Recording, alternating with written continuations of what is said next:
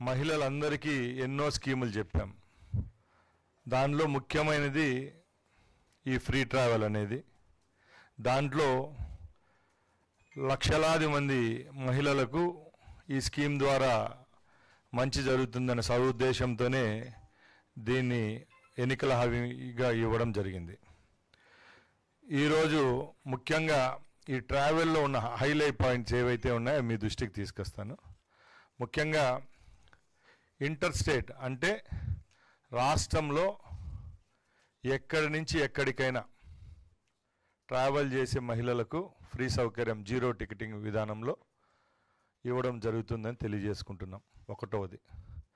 రెండవది, అందరూ అడుగుతారు ఏ కేటగిరీ బస్సుల్లో ఈ సౌకర్యాన్ని కల్పిస్తారని అడుగుతారు.